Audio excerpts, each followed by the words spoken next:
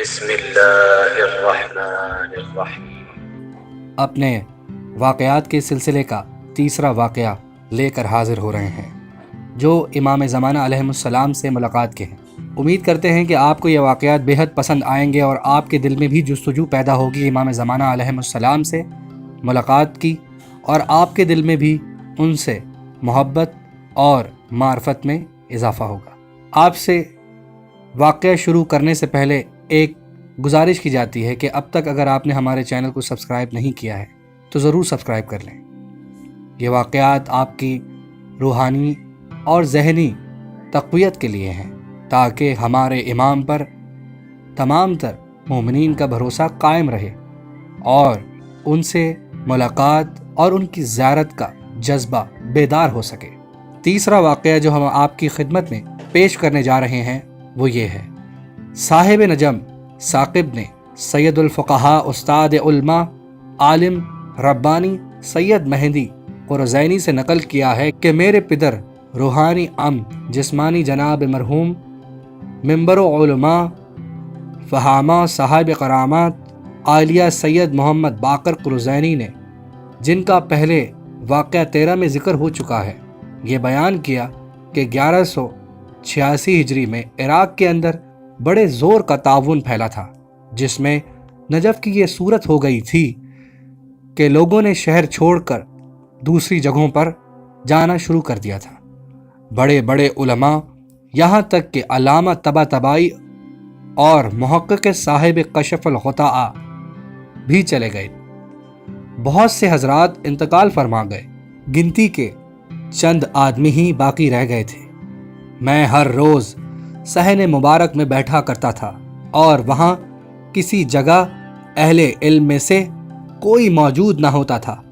انہی ایام میں نجف کی بعض گلیوں کے اندر ایک معظم شخص سے ملاقات ہوئی، جن کو نہ اس دن سے پہلے کبھی دیکھا تھا اور نہ بعد میں دیکھا، باوجود یہ کہ اس زمانے میں اہل نجف ایسے محصور ہو رہے تھے کہ کوئی نیا آدمی باہر سے شہر کے اندر نہ آ سکتا تھا۔ بس ان صاحب نے مجھ کو دیکھ کر خود یہ فرمایا کہ تمہیں کچھ دنوں بعد علم توحید نصیب ہوگا۔ پھر یہ خواب دیکھا کہ 2 فرشتے آئے ہیں، جن میں سے ایک کے ہاتھ میں لکھی ہوئی تختیاں ہیں اور دوسرے کے ہاتھ میں ایک ترازو ہے، جس کے دونوں پلوں میں ان تختیوں کو رکھ رکھ کر تول رہے ہیں، اور جن الواح کا مقابلہ و وزن ہو جاتا ان کو میرے آگے کر دیتے اور میں انہیں پڑھ لیتا، یہاں تک کہ سب تختیوں کی یہی صورت رہی۔ میں نے یہ دیکھا کہ اصحاب پیغمبر علیہ السلام اور ائمہ علیہ السلام میں سے ہر ایک کے عقائد کا علماء امامیہ کے عقیدوں سے مقابلہ ہو رہا ہے، جس میں سلمان فارسی، ابو ذر غفاری سے لے کر چاروں سفراء عثمان بن سعید و محمد بن عثمان و حسین بن روح، علی بن محمد سامری تک، اور ملا یعقوب قلینی و شیخ صدوق ابن بابویہ اور ان کے والد شیخ مفید، ابو جعفر محمد بن نعمان، سید مرتضیٰ علم ہدا، شیخ الطائفہ ابو جعفر توسی، یہاں تک کہ میرے ماموں بحر العلوم علامہ سید محمد مہدی طباطبائی اور ان کے بعد علماء سب شامل ہیں، اور ان کے بعد کے علماء بھی سب شامل تھے۔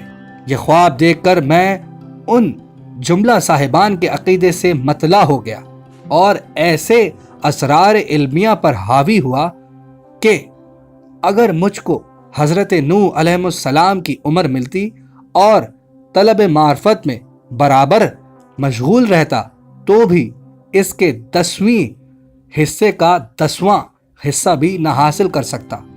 صبح اٹھا تو اپنے زمانے کا علامہ تھا، نماز پڑھی، تعقیبات سے فارغ ہوا، جو دروازہ کھٹکھٹانے کی آواز آئی، کنیز گئی اور ایک کاغذ لے آئی جو برادر دینی شیخ عبد الحسین نے بھیجا تھا، جس میں کچھ ایسے اشعار میری مدح کے لکھے تھے جو اس خواب کی اجمالی تعبیر تھے۔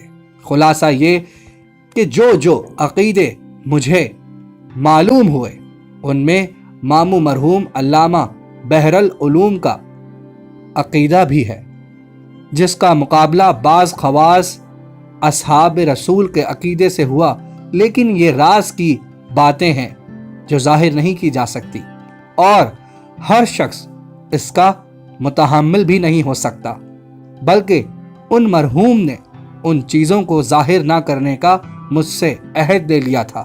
غرض کہ میرا یہ خواب ان بزرگ کا فرمان کا نتیجہ ہے جن سے نجف کے اندر ایک راستے میں ملاقات ہوئی تھی، اور جن کے متعلق قارئین یہ شہادت دے رہے ہیں کہ وہ حضرت حجت علیہم السلام تھے۔ سبحان اللہ، اللہم صلی علی محمد و آل محمد۔ امید کرتے ہیں یہ واقعہ آپ کو ضرور پسند آئے گا۔ تمام تر مومنین سے اس واقعے کو شیئر کریں تاکہ وہ بھی اس واقعے کی معرفت سے لطف اندوز ہو سکیں۔ شکریہ۔ امید کرتے ہیں آپ کو ہماری بنائی ہوئی ویڈیو پسند آئی ہوگی۔ ہمارے چینل کو ضرور سبسکرائب کریں۔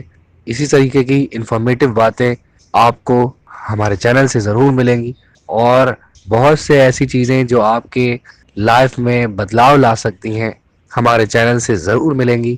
ہمارے چینل کو سبسکرائب کریں اور ہماری ویڈیو کو صدقہ جاریہ سمجھ کے شیئر کریں۔ شکریہ۔